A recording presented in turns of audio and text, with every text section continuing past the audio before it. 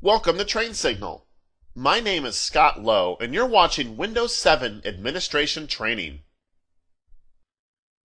In this initial lesson for the Windows 7 Administration Training course, we'll start by talking about what the end product for this course is going to be. You'll then learn a little bit about me, and I'll give you a high-level overview of what we're going to be covering in this course. I'll then give you a glimpse of some prerequisites that you should undertake before you start this course, and then I'll give you some tips on how to use this course to best effect.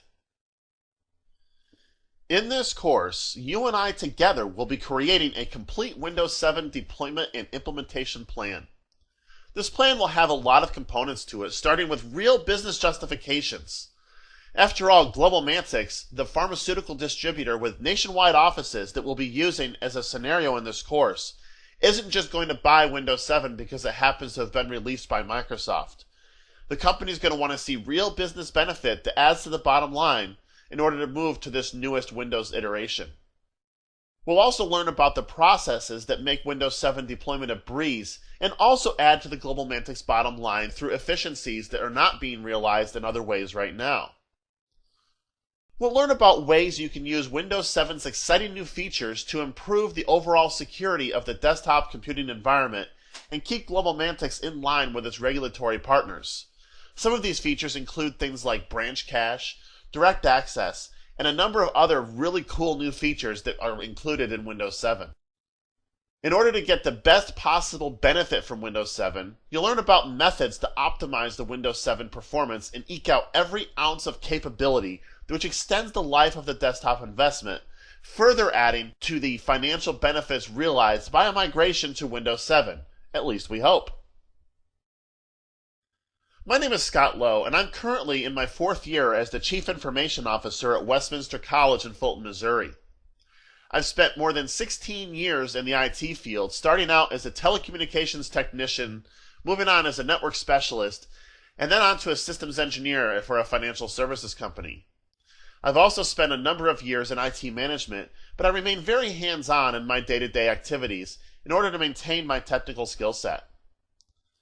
I'm a prolific author as well. I've written more than 1,000 technical articles for a variety of publications, and I've authored or co-authored 3 books, including the Microsoft Exchange Server 2007 Administrator's Companion. I am a Microsoft Certified Systems Engineer with deep knowledge of Windows and a lot of other Microsoft products. I love Microsoft stuff. I'm also a frequently early adopter of their new technologies, and I've been running Windows 7 for a very long time and love the product. I'm also a father of 2 and husband of 1. My 6-year-old son is proficient with his iPod Touch and Internet Explorer. I'm really proud of the little dude. The course is made up of 4 major components. We'll start by a getting started with Windows 7 component that includes Windows 7 features, deployment, and configuration. This initial section of the course also includes the foundational elements that are important to understand the course, including a look at my lab setup and a look at the GlobalMantic environment in depth so you get an understanding of the organization we're attempting to support. That section also includes managing hardware and networking configuration for Windows 7 systems.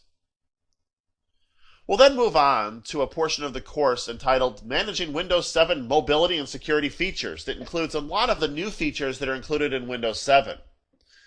These are features intended to improve the bottom line and help you stay safe by managing Windows 7's new features, including BitLocker full disk encryption, Windows Firewall, user account control, direct access remote access capabilities, Windows updates, and a new feature called location-based printing.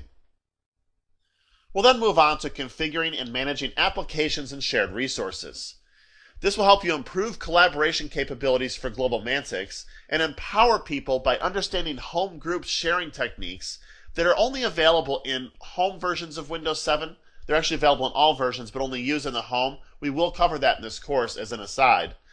But also help you enable access to shared files, folders, and printers, implement a new feature called branch cache, which will help reduce costs for wide area network connections, and use a new feature called AppLocker to improve the security of the desktop environment by managing access to applications. We'll wrap up by maintaining and optimizing Windows 7, Our goal is to make sure we get the best of the best out of our Windows 7 environment. We'll drive return on investment through the roof by monitoring and optimizing this investment, and making sure that we protect the data through the use of Windows 7 backup tools, and we'll also show how to restore from those backups in the event that disaster strikes. Before you get started with this course, there are a few things that you really need to understand. You should have a basic understanding of IPv4 and IPv6 address structures and requirements. You should also have at least a cursory knowledge of Active Directory concepts, including overall Active Directory structures, user groups, and organizational units. If you need some refresher information on these concepts, use the following TrainSignal products that you see on your screen. TrainSignal does have courses for group policy, Active Directory, TCP/IP, and networking fundamentals. The way you use this course will help you make the best effort to passing your certification exam and learning about Windows 7 administration. Following along at home is the best possible preparation you can take for any certification exam. Hands-on, real-world experience, there's nothing akin to it. You can't read a book and get what you can get by actually using the product. If you're not planning to take the certification exams, if you're just attempting to learn Windows 7, this advice holds. Using the product is going to be your best path to success. Use the lab setup video in this course to learn how to build your own complete lab environment. I've provided very detailed configuration information for the lab setup that we're using in this course. You should be able to replicate this in your own lab. Download trial copies of Windows Server 2008 software from Microsoft for the server build-out side of the course.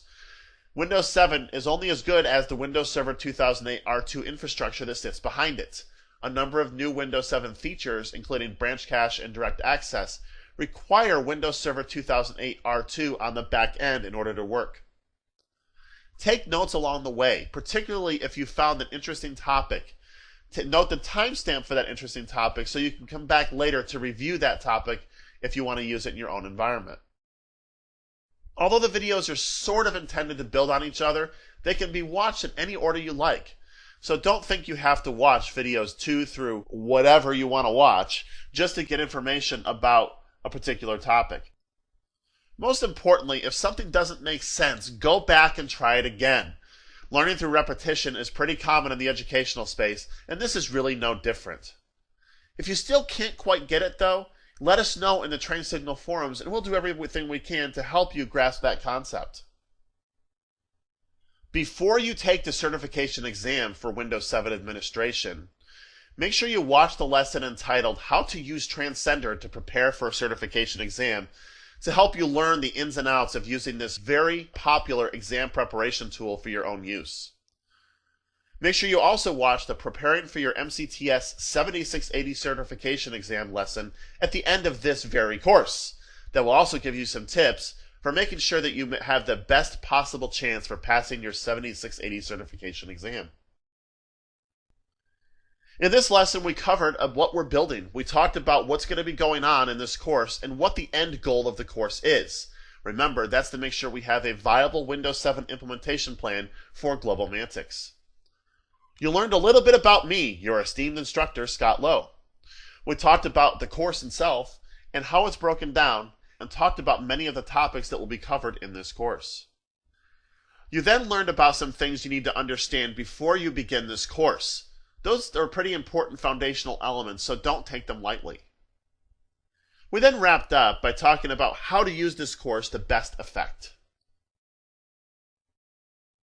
And now that we've talked about the course, it's time to get started. Thank you for listening, and I look forward to seeing you throughout the rest of the course.